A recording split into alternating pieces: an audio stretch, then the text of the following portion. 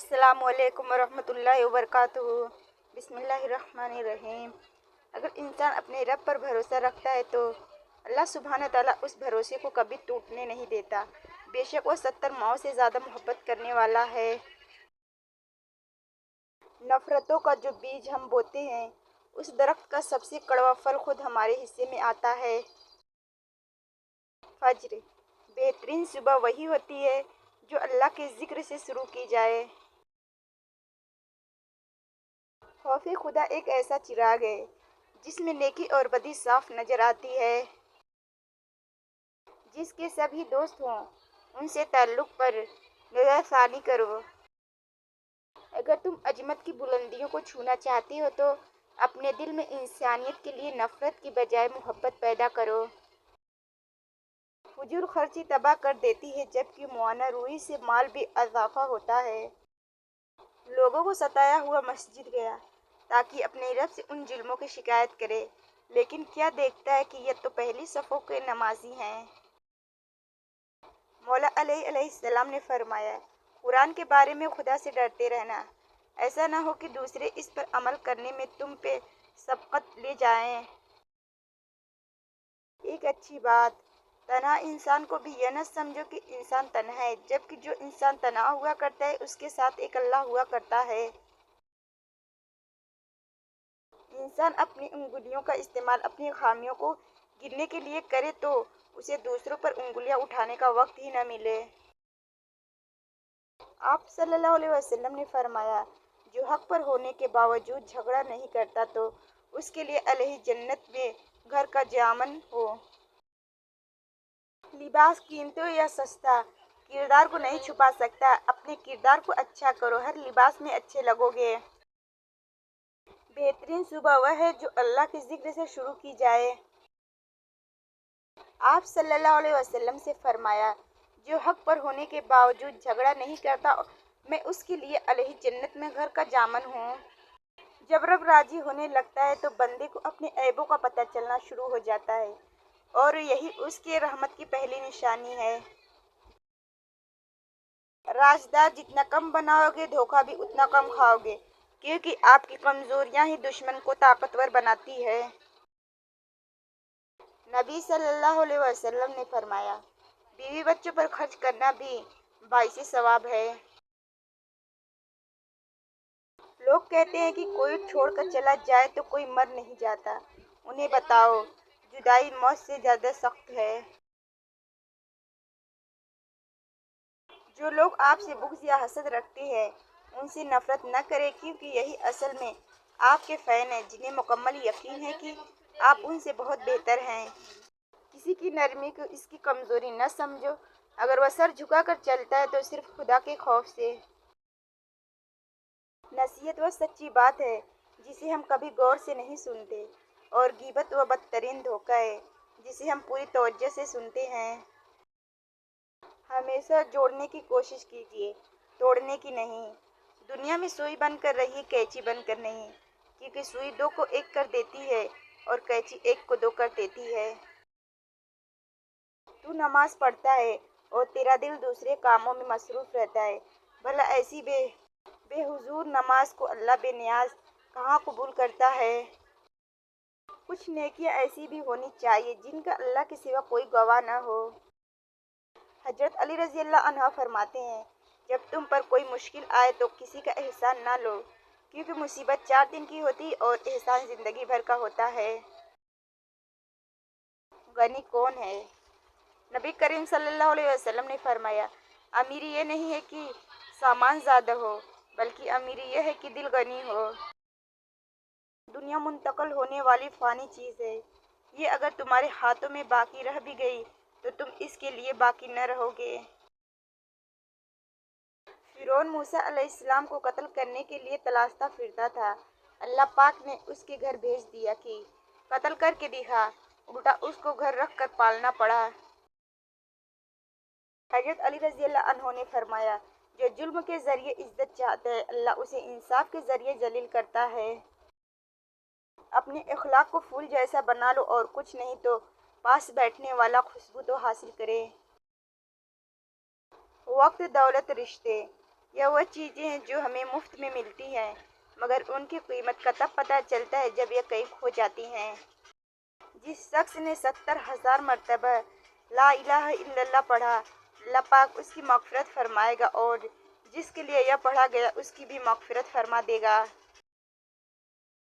سنہرے الفاظ: اللہ ہنساتا ہے تو ہنستے جاؤ، رلاتا ہے تو روتے جاؤ، چیزیں دیتا ہے تو قبول کرو اور واپس لے لیتا ہے تو راضی ہو جاؤ۔ بڑی سے بڑی اور آسان فقیری یہی ہے کہ ہمیں اللہ کا ہر فیصلہ منظور ہو۔ کردار میں تھوڑی سختی بھی رکھیں، کیونکہ جس تار میں کرنٹ نہیں ہوتا لوگ اسے منہ سے چھین دیتے ہیں۔ کامیاب لوگ اپنے فیصلوں سے دنیا بدل دیتے ہیں اور کمزور لوگ دنیا کے ڈر سے اپنے فیصلے بدل دیتے ہیں۔ حضرت رسول خدا صلی اللہ علیہ وسلم نے فرمایا، اپنے گنجائش سے زیادہ مہمان کی مہمان نوازی نہ کریں۔ راہ حق کی روشنی ہر ایک کو نظر نہیں آتی، لیکن صرف اسے جسے اللہ ہدایت کے لیے چن لیتا ہے۔ اس بے وفا دنیا میں سمجھدار انسان وہی ہے جو موت سے پہلے موت کی تیاری کرے۔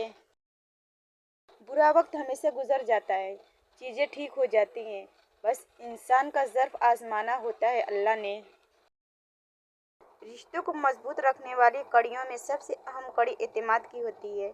اگر اس کڑی پہ بدگمانی یا بے دھیانی کا ذرا سا جنگ لگ جائے تو ساری کڑیاں کمزور ہو جاتی ہیں۔ جب تک آپ کے ہاتھ سے خیر تقسیم ہو رہی ہے، آپ کے اوپر زوال نہیں آ سکتا۔ خیر کا مطلب ایک پلیٹ کھانا، کچھ پیسے، اچھا مشورہ، دکھ میں دلاسا، مسکرا کر سلام کا جواب، بلا حسد، مبارکباد، اور اس طرح کی چھوٹی چھوٹی باتیں جن کی وجہ سے مخلوق خدا میں خوشیاں بانٹی جا سکے۔ دھوکہ بھی بادام کی طرح ہے، جتنا کھاؤ اتنی عقل آتی ہے۔ مخلص شخص تنہا رہ جاتا ہے اس لیے نہیں کہ کوئی اس کا ساتھ نہیں دیتا، بلکہ اس لیے کہ اسے اس کا ضمیر اجازت نہیں دیتا کہ وہ منافق اور بے ایمان لوگوں کے ساتھ تعلق رکھے۔ میں نے دیکھا ہے کہ جو لوگ کہتے ہیں کہ ہر چیز تقدیر میں لکھی جا چکی ہے، وہ بھی سڑک پار کرنے سے پہلے دونوں جانب دیکھتے ہیں۔ ہارنا تب ضروری ہوتا ہے جب لڑائی اپنوں سے ہو، جیتنا تب ضروری ہوتا ہے جب لڑائی اپنے آپ سے ہو۔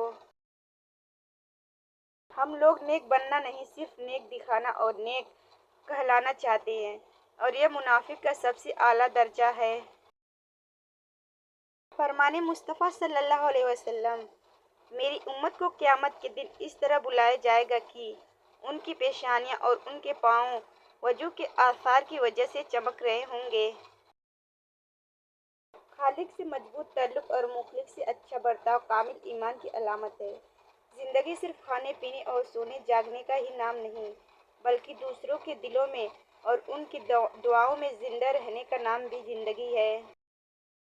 اکیلے میں اللہ کو یاد کرو، پریشانی میں درود شریف پڑھو، اداسی میں یا حی یا قیوم پڑھو، خوشی میں یا رحیم پڑھو۔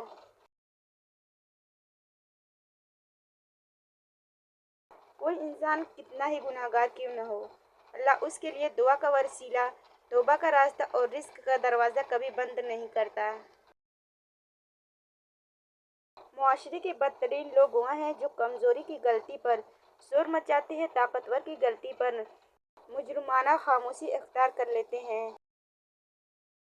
حضرت علی رضی اللہ عنہ نے فرمایا، جب حق پر رہتے ہوئے تمہاری مخالفت حد سے بڑھنے لگے تو سمجھ لو اللہ تمہیں کوئی مقام دینے والا ہے۔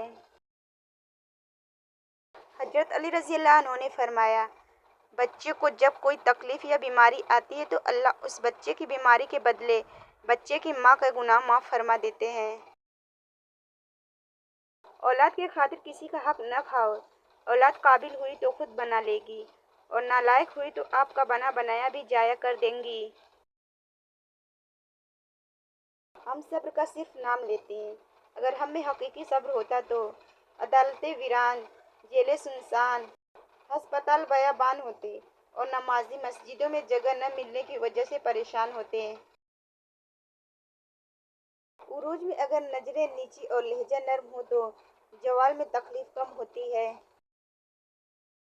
زندگی کے اکثر مقامات پر میں نے جانا کہ میرے ساتھ اللہ کے سوا کوئی نہیں ہے، اور تب ہی مجھے اندازہ ہوا کہ صرف اللہ کا ہونا کس قدر بہتر ہے۔